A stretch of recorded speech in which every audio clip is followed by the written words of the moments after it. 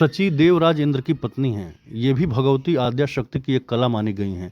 ये स्वयंवर की अधिष्ठात्री देवी हैं। प्राचीन काल में जब कहीं स्वयंवर होता था तो पहले शची का आवाहन और विधिवत पूजन कर लिया जाता था, जिससे स्वयंवर सभा में कोई विघ्न या बाधा पड़ने की संभावना न रहे।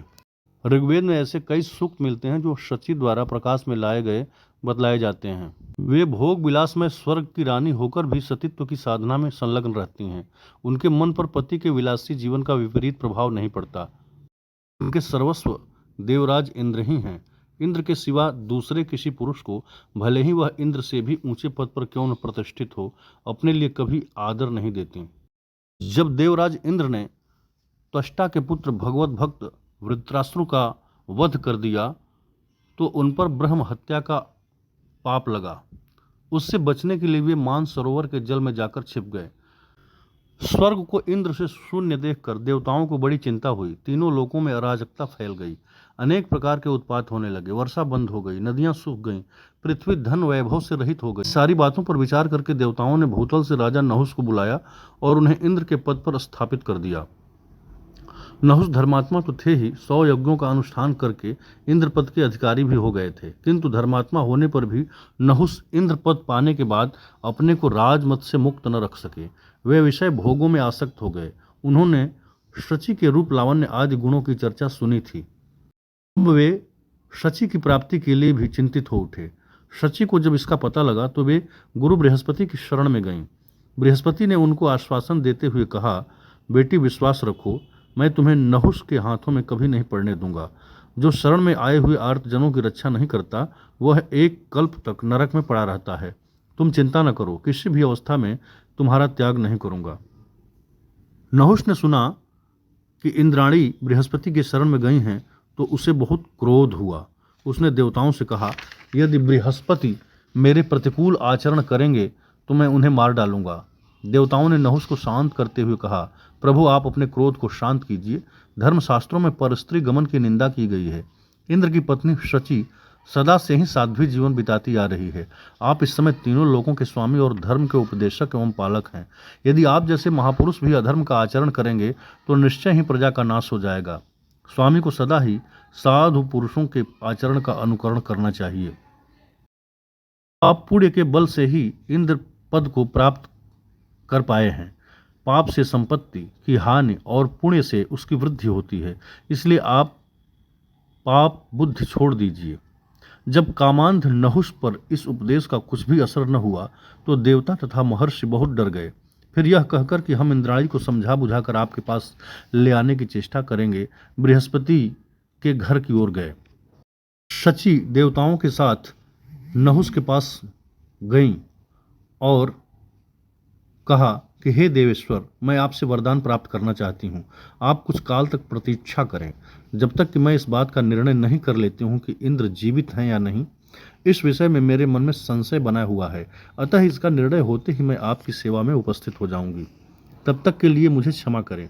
इंद्राणी के इस प्रकार कहने पर नहुस प्रसन्न हो गया और बोला, अच्छा जाओ।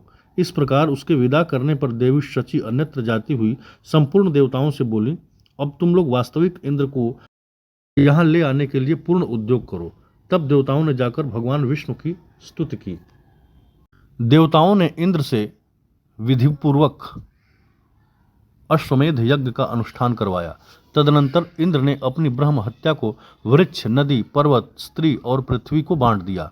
इधर इंद्राणी ने भी बृहस्पति से भुवनेश्वरी देवी के मंत्र की दीक्षा लेकर उनकी आराधना आरंभ की।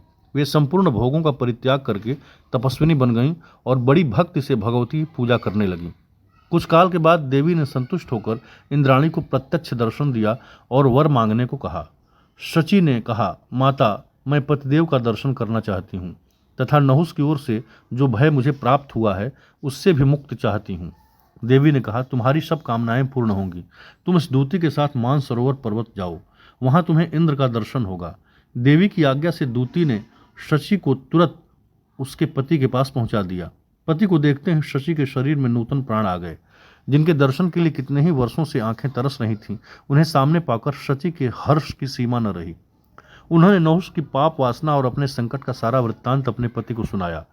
इंद्र ने कहा, देवी, पतिव्रता नारी अपने धर्म से ही सदा सुरक्षित रहती है।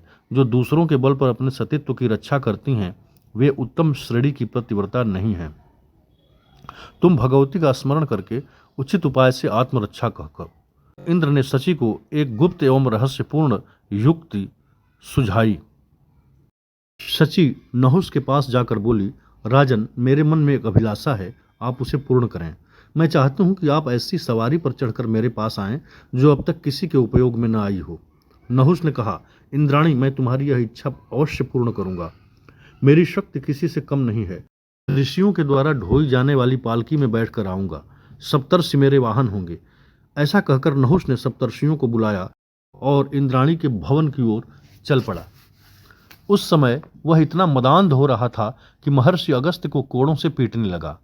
इस प्रकार नहुष को मर्यादा का अतिक्रमण करते देख क्षमाशील महर्षि के मन में भी क्रोध की आग जल उठी। उन्होंने नहुष को श्राप देते हुए कहा, अरे अधर्मगामी, तू सर्प की योनि में चला जा। महर्षि के श्राप देते ही नहुष सर्प का रूप धारण करके स्वर्ग से नीचे जा गिरा। इस तरह शची ने अपने सतीत्व की रक्षा करके अपने ऊपर आए हुए संकट पर विजय प्राप्त की और पति को भी पुनः स्वर्ग के सिंहासन पर प्रतिष्ठित किया। इस तरह की अन्य पौराणिक कहानियां सुनने के लिए हमारे चैनल को सब्सक्राइब करें और कमेंट करके बताएं कि आप अन्य कौन सी कहानियां सुनना पसंद